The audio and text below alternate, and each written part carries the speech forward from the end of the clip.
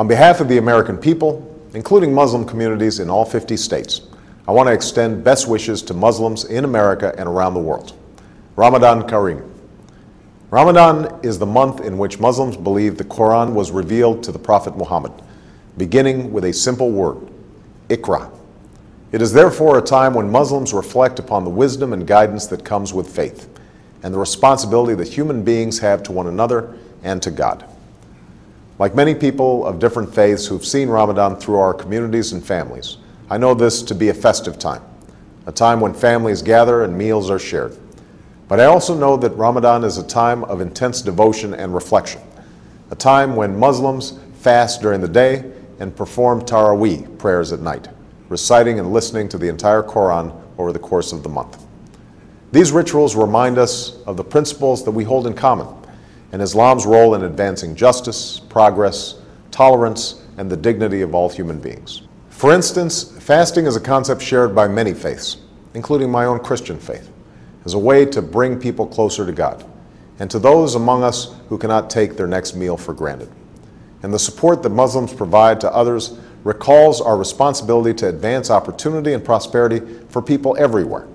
For all of us must remember that the world we want to build and the changes that we want to make must begin in our own hearts and our own communities.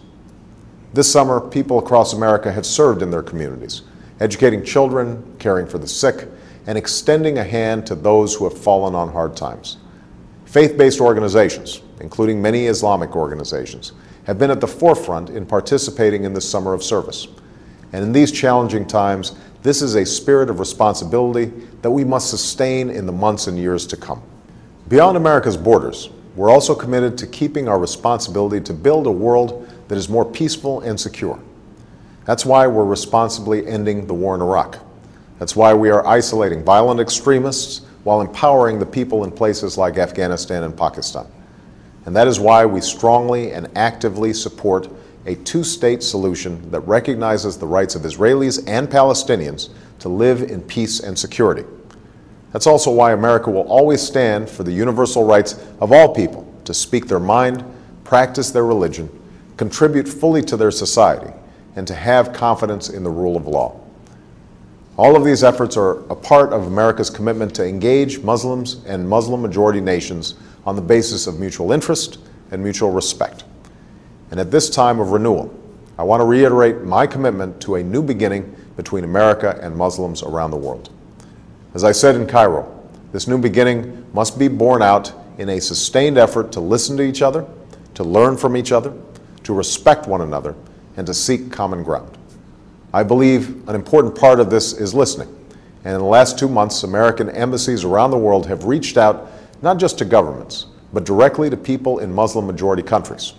And from around the world, we have received an outpouring of feedback about how America can be a partner on behalf of people's aspirations.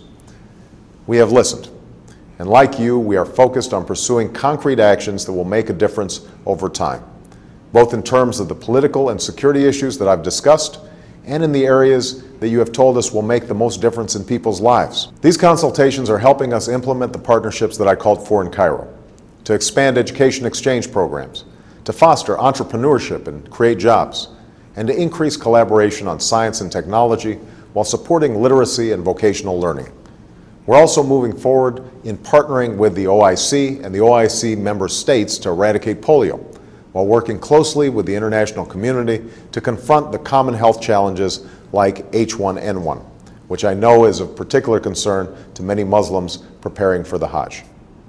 All of these efforts are aimed at advancing our common aspirations, to live in peace and security, to get an education and to work with dignity, to love our families, our communities, and our faith.